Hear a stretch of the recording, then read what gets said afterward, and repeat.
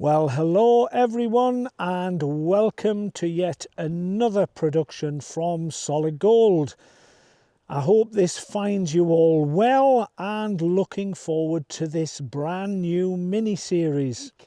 This is designed to accompany the main series on the River Tweed. And what I decided to do was look at the main tributaries to the river. In the first episode, the very first two main tributaries to the Tweed are Tweed Water and Water.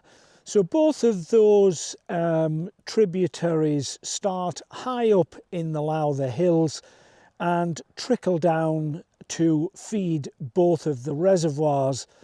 And then as they exit the reservoir, they meander for a short distance before joining the Tweed.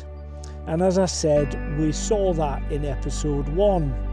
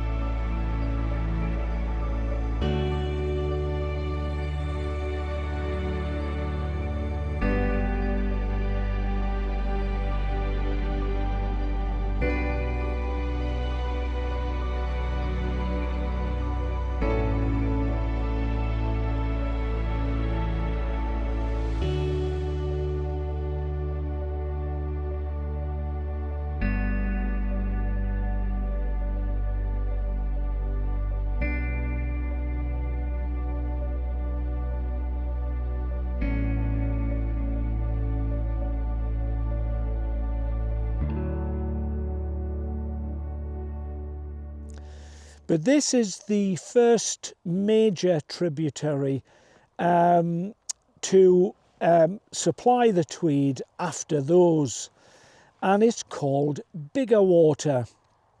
And I'm standing here at the confluence where Biggar Water meets the Tweed, and you might remember I was standing here in episode 2 only a short few weeks ago.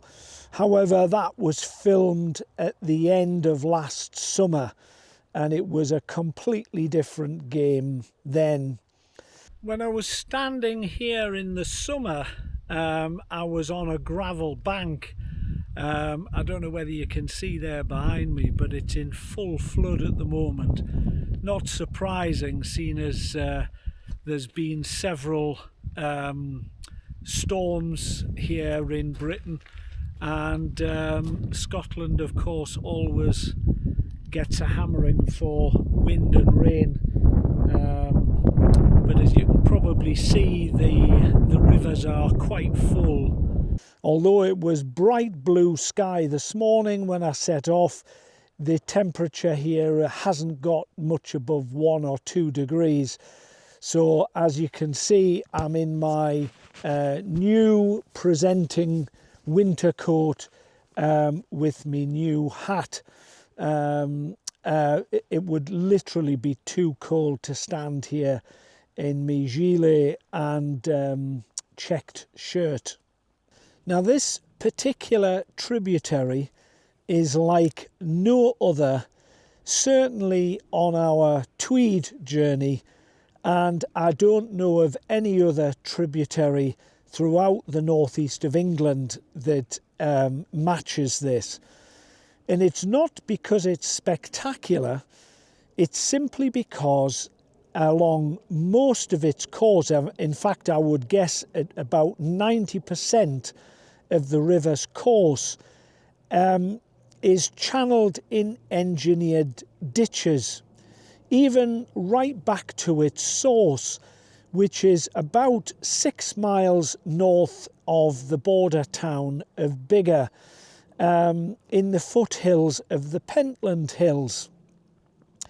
Now, the Pentland Hills, of course, are part of the southern uplands of Scotland, and the town of Biggar obviously lends its name to the river. But you'll remember that the Scottish don't refer to a river as the River Biggar. They pronounce it as Biggar Water. So this Biggar Water, it's not a long river, but as I said, 90% of it is flowing through channel ditches, which you'll see from the drone footage. Thinking it through, my thoughts are that water flowing in a straight line doesn't erode its banks as much as water which twists and turns in a natural meander. So my guess is this was carried out to benefit the agriculture in the valley. The land where the town of Biggar sits today holds a very strategic position, close to two of Scotland's great rivers and where two valleys meet. Obviously we know the Tweed is one and the other being the River Clyde. The land was given by King David I of Scotland to a chap called Baldwin of Biggar, who was a wealthy magnate and the Sheriff of Lanarkshire. He built a Motte and Bailey castle here around 1150, and it's situated just behind the high street. I'm not sure whether you can get to it on foot. Obviously the pictures you're seeing here were captured by the drone. Much earlier remains exist on nearby Busyberry Hill, where the remains of a Stone Age hill fort can be seen. Biggar Castle passed to the Fleming family in the 1200s through marriage. The Flemings abandoned the castle at Biggar and built a grander castle about a mile away on the south side of the town called Bog Hall Castle. All that remains visible today are the foundations of two D-shaped towers. The rest of the castle is ruinous.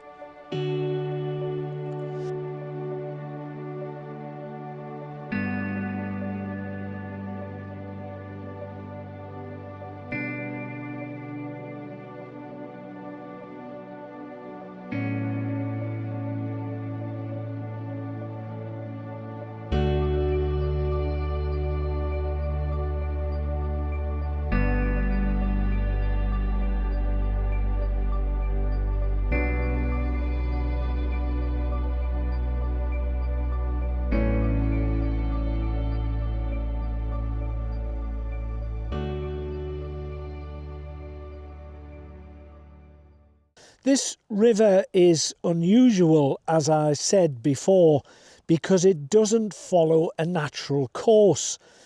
In fact, Destination Tweed, which is the company that I mentioned in the last episode, in working in conjunction with Merlindale Nature, they're the company that's putting in this path and cycle route right along the Tweed.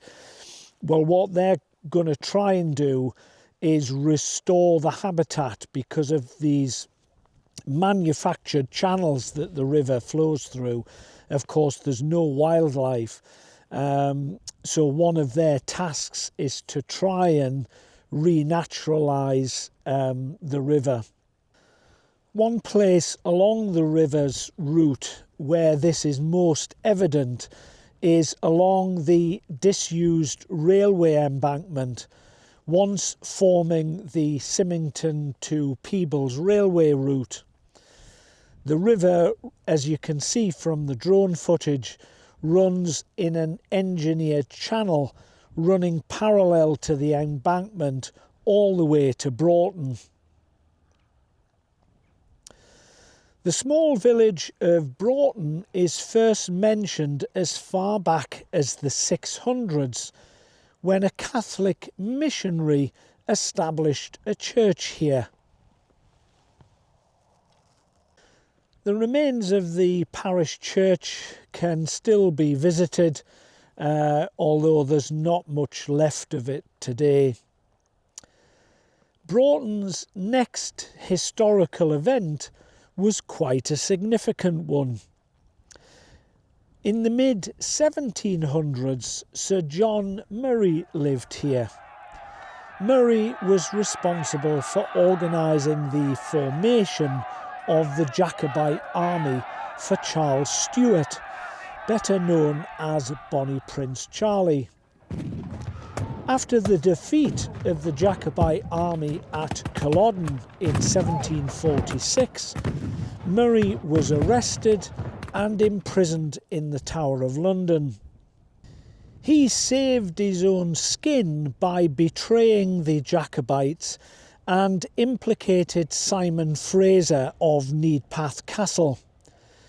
He was released and allowed to keep his own lands here at Broughton as a reward for turning traitor. Today, Broughton Place stands on the site where Murray's castle once stood. As Biggar Water leaves Broughton, it continues to flow eastward in engineered channels alongside the disused railway route.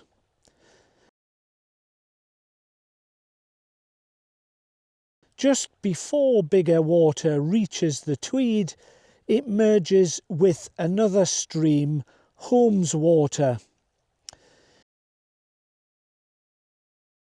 It is only at this point, finally, the river flows a more natural winding course in its last few hundred metres before joining with the mighty Tweed.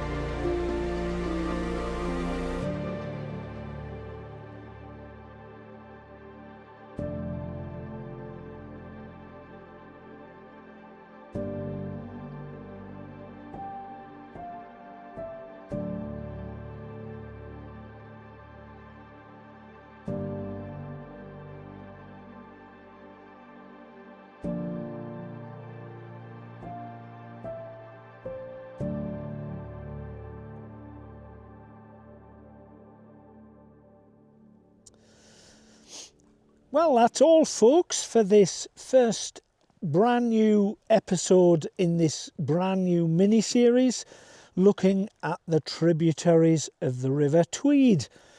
I hope you've enjoyed it. If you have, give it a like. Subscribe if you haven't already done so. And don't forget, if you're feeling generous, you can go to that blue PayPal link and leave me a small donation.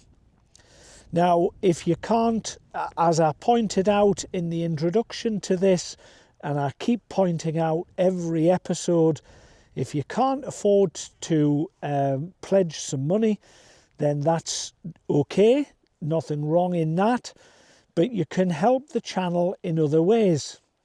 And like I said, liking it, subscribing to the channel, that helps.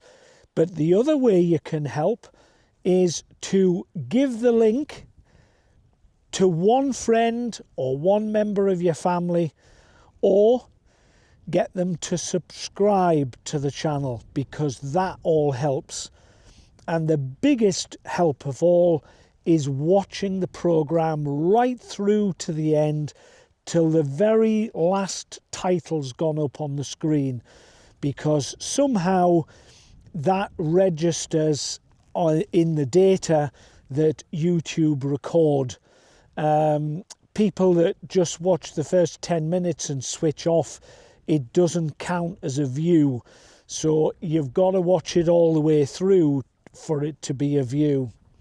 So those are the ways you can help the channel. Please continue to support me and the work that I'm doing. And hopefully I'll be around for a long time to make many more films for you. But for now, although the sun's come out, I can assure you it's still bitterly cold. But I will bid you farewell until I see you in another couple of weeks by the River Tweed. But bye-bye for now.